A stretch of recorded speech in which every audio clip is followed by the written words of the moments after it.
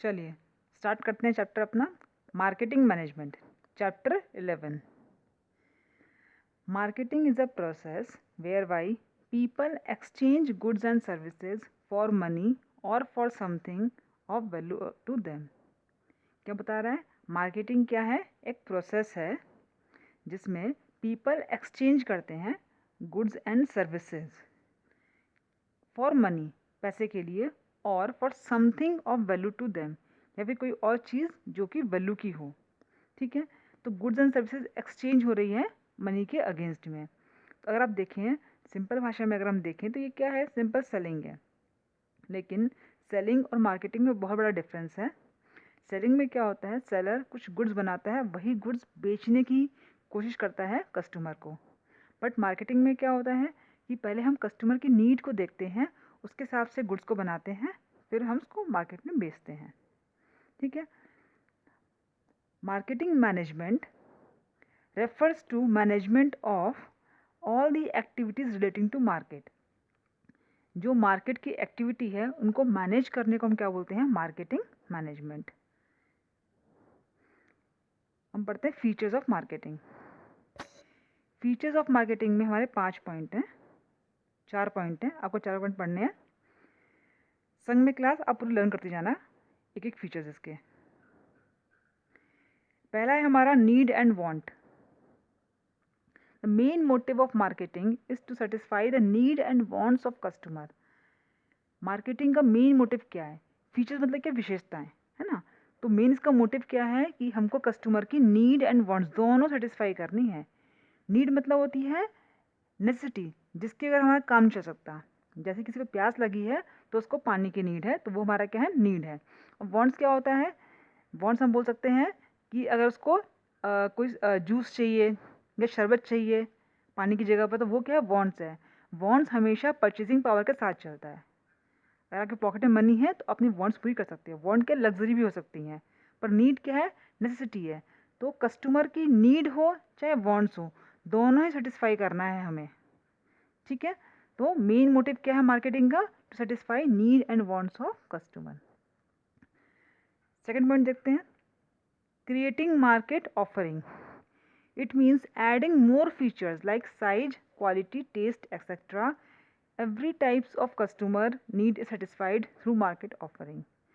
क्या बोल रहा है कि कस्टमर के हिसाब से चीज़ की, जो भी हम सामान खरीद रहे हैं, बेच रहे हैं, साइज, क्वालिटी, टेस्ट को मद्देनज़र रख के, इन चीज़ों को हम मतलब नोटिस करके देख के तब हम कस्टमर को बेचते हैं।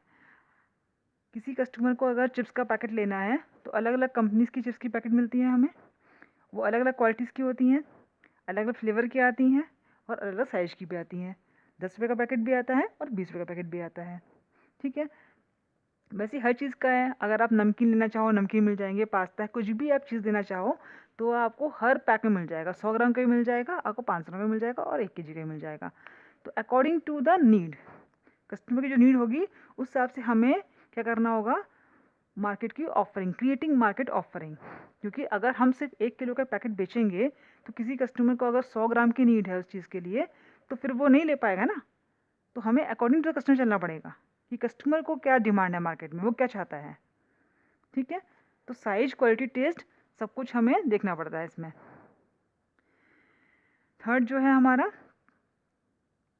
Customer value. कस्टमर वैल्यू क्या बोल रहा है ये? Marketing adds customer value to that customer is ready to pay price. Why a customer choose your product at a competitive market? We must have to add value। कोई बंदा हमारी चीज़ को क्यों खरीदेगा? जब तक उसमें हम कुछ ऐड नहीं करेंगे तब तक वो नहीं परचेस करेगा ना।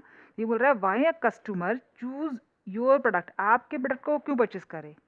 We must have to add value, उसमें कुछ ना कुछ एक्स्ट्रा होना चाहिए तब वो परचेस करेगा, वरना क्यों परचेस करेगा? मान लीजिए एक शॉप पे परफ्यूम मिल रही है और सामने वाली शॉप पर ही परफ्यूम मिल रही है, वही परफ्यूम सेम दाम पे मिल रही है उसको, तो वो मुझसे ही क्यों ले?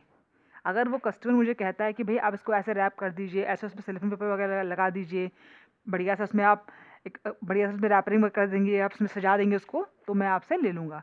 तो ये क्या ऐड वैल्यू है। अगर मैं ऐसा कुछ उसको करके दूँ, कुछ स्पेशल कुछ अलग करके दूँ, तो वो मेरे प्रोडक्ट की डिमांड करेगा।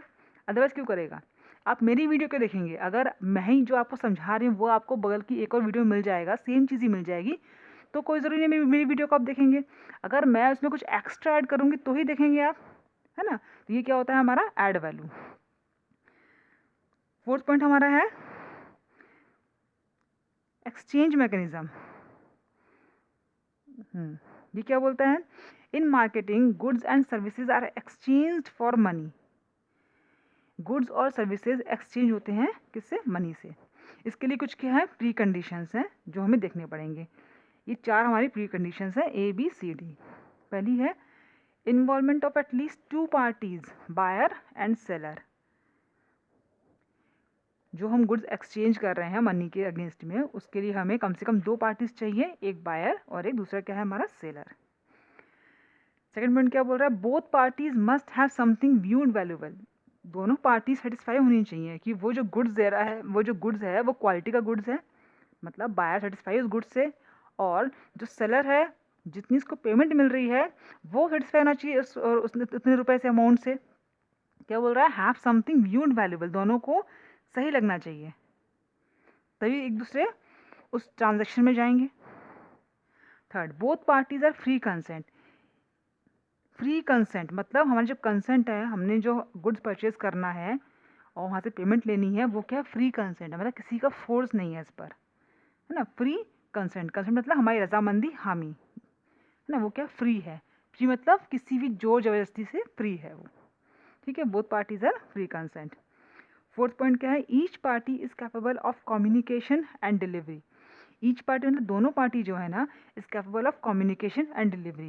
यहाँ पर सेलर जो है गुड्स को डिलीवर करने के लिए उसकी क्षमता होनी चाहिए, देने के लायक हो, और बायर जो है वो क्या? कैपेबल ऑफ कम्युनिकेशन, मतलब जो बायर है वो ड्रंकन नहीं होना चाहिए, ल्यूनेटिक ना हो, पागल ना हो, है ना?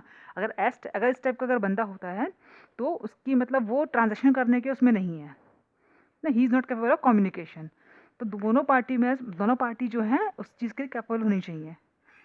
जो बायर है वो कम्युनिकेशन करने के लिए होनी चाहिए, और जो सेलर है वो डिलीवरी देने के लिए उसके पास मतलब कैपेबल होना चाहिए उस चीज़ के लिए। Thank you for watching.